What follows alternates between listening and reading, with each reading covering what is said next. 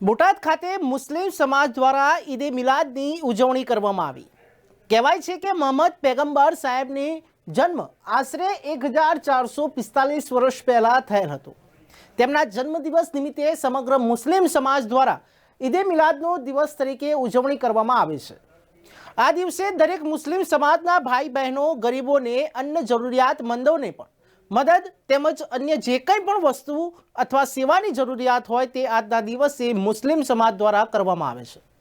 ત્યારે બોટાદ ખાતે આજ રોજ સમગ્ર મુસ્લિમ સમાજ દ્વારા ઈદે મિલાદ નિમિત્તે જુલુસ કાઢવામાં આવ્યું હતું। આ જુલુસ બોટાદ શહેરમાં અલગ અલગ સ્થળોએ ફરેલ અને જુલુસમાં બોટાદના તમામ હિન્દુ મુસ્લિમ ભાઈઓની કોમી એકતામાં કાઢવામાં આવેલ જણાવ્યું હતું। તેમજ આ જુલુસ બોટાદના ખોજાવાડી વિસ્તારમાં આવેલ સુન્ની મસ્જિદેથી પ્રસ્થાન કરીને જ્યોતિગ્રામ સર્કલ ત્યાંથી ગઢડા રોડ ત્યાં અવેડા ગેટથી ટાવર રોડથી માર્કેટ મુસ્લિમ સોસાયટી હણકુઈ વિસ્તાર અને ખોજાવાડીમાં સુન્ની મસ્જિદે પૂર્ણ કરવામાં આવ્યું હતું। અમારે બારીગુલ રબ્બુલનો પ્રોગ્રામ થાય છે। અહીંયા બહારથી તકરીરનો પ્રોગ્રામ થાય છે।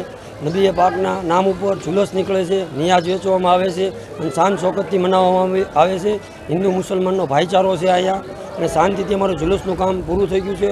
पुलिस प्रशासन ने फूल साथ सहकार आप्यो છે। पवित्र हमारे लिए दिन है और इस दिन 12 रबी अव्वल शरीफ की रात माना इस दिन हमारे आका सल्लल्लाहु ताला अलैहि वसल्लम दुनिया में तशरीफ़ लाए और आका सल्लल्लाहु ताला अलैहि वसल्लम जब दुनिया में तशरीफ़ लाए तो अल्लाह तबारक व ताला ने नबी के सदक़े से गरीबों को सहारा मिला और जिंदा लड़कियों को उस दौर के अंदर ज़मीन दफन किया जाता था तो बेटी को इज़्ज़त मिली और बेवाओं को सहारा मिला, गरीबों को सहारा मिला और अमन और सुकून की शांति नूर लेके आए और पूरी दुनिया के अंदर सुकून और शांति फैल गया।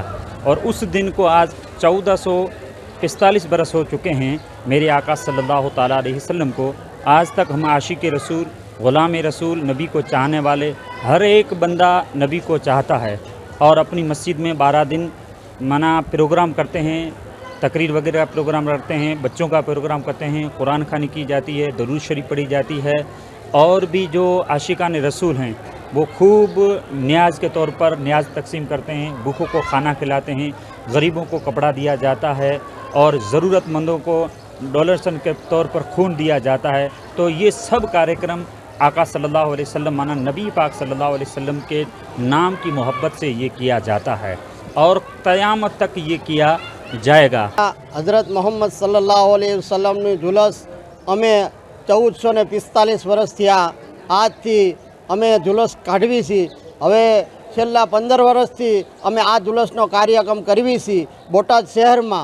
તો તમામ હિન્દુ મુસલમાન ભાઈઓ સાથે અને આ जुलूसનો કાર્યક્રમ કરવી છીએ। તો બોટાદ શહેરમાં જે કંઈ ત્યાંથી जुलूस ઉપડે છે તો અલકદરિયા મસ્જિદ ખોજાવાડી મેમન કોલોની પાસેથી जुलूस ઉપડે છે તો ખોજાવાડી થઈ અને નવનાળા પાસે થઈ અને માકડું જ્યોતિગ્રામ સર્કલ પાસે થઈને અને જુમ્મા મસ્જિદ પાસે થઈને અવડા ગેટ અને દીનદયાળપુરના પુતળે થઈ અને ટાવર રોડ થઈને અને પાંજરાપર રોડ પાસે થઈ અને માર્કેટમાં આવે છે। માર્કેટમાંથી આવીને અને સીધું ઓરા સોસાયટીમાં આવે છે। ઓરા સોસાયટીમાં થઈ અને સીધું નવ નાળા પાછળ હરણકુ રોડ અને હરણકુ આખામાં ફરે છે અને ગોસિયા મસ્જિદ થઈ અને પાછું વિસર્જન કરે છે અને અલકદરિયા મસ્જિદે આવે છે।